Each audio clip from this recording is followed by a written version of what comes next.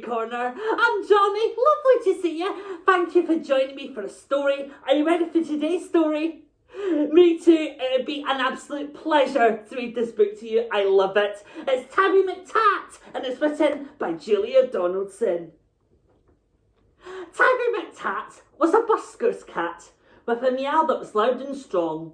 The two of them sang of this and that, and people threw coins in old checked hat, and this was their favourite song. Me, you, and the old guitar, how perfectly, perfectly happy we are. Meow, you, and the old guitar, how perfectly happy we are. One morning, while Frederick ate some bacon and bread, McTat took a stroll round the block, then stopped, for there on a doorstep sat a gorgeously glossy and green-eyed cat. She was black with one snowy white sock. Sock and McTat had a cat-to-cat chat, and that's how their story began. For while they were chatting of this and of that, a thief had his eye on the old checked hat. He eyed it, he snatched it, he ran. The busker gave chase, but he tripped on a lace, and crash, in a flash he was down. He broke his leg and he banged his head, and he ended up in a hospital bed in a faraway part of town. Goodbye, McTat said. I must get back to Fred. But where had the busker gone? The sun went down and the sky grew black. The stars came out, but he didn't come back. McTat lingered on and on. A week later, Sock took a stroll round the block and found her new friend looking thin. He's gone off and left me, said Tabby McTat. Then Sock said, my people, Prunella and Pat, would gladly find room for a fine tabby cat. She was right, and they took McTat in. Next morning, old Fred left his hospital bed and found his way back to the square. But a brass band stood where the pair once sat, and a band played this and a band played that. And Fred looked all round for his loud meowed cat, but Tabby McTat wasn't there. Now McTat had a wife and a very full life with plenty of things to do, like washing Prunella and pouncing on Pat and hiding the car keys under the mat and keeping the newspapers nice and flat and giving the pens an occasional bat and nibbling this and nibbling that, but he dreamed of his friend with the old checked hat and always woke up with a mow. And often he said, what's happened to Fred? And his paws took him back to the square.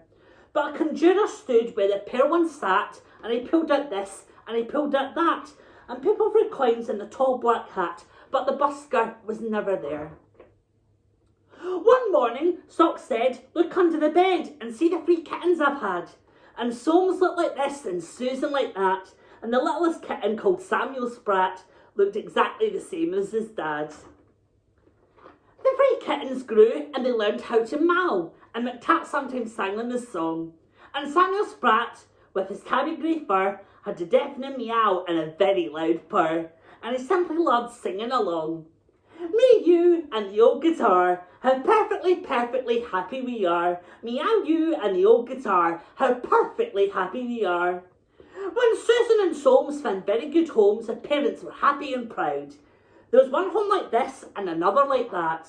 But nobody wanted poor Samuel Spratt. They all said his voice is too loud.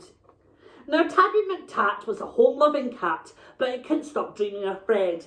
And one day he called for his wife and his son, and he told them, there's something that has to be done. I must go and find him, he said.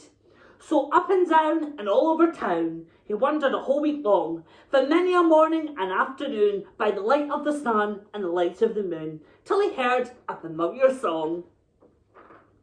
Just me and the old guitar. If I had a cat, I'd be happier far.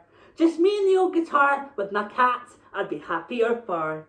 It's Tabby McTat, it's my long-lost cat. Old Fred is ecstatically glad.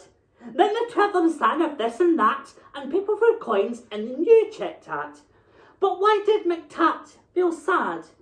He was missing his wife and his comfortable life and the dozens of things to do, like washing Prunella and pouncing on Pat, and hiding the car keys under the mat, and keeping the newspapers nice and flat, and giving the pens an occasional bat. But how could he tell a busker that? Then out from a shadow sprang Samuel Spratt. Oh, please let me be the busker's cat, he said with his deafening meow. Now Samuel Sprat is a busker's cat, with a meow that's loud and strong. The two of them sing of this and that, though Samuel sings just a little bit flat. And people threw coins in the old chick tat, and this is their favourite song.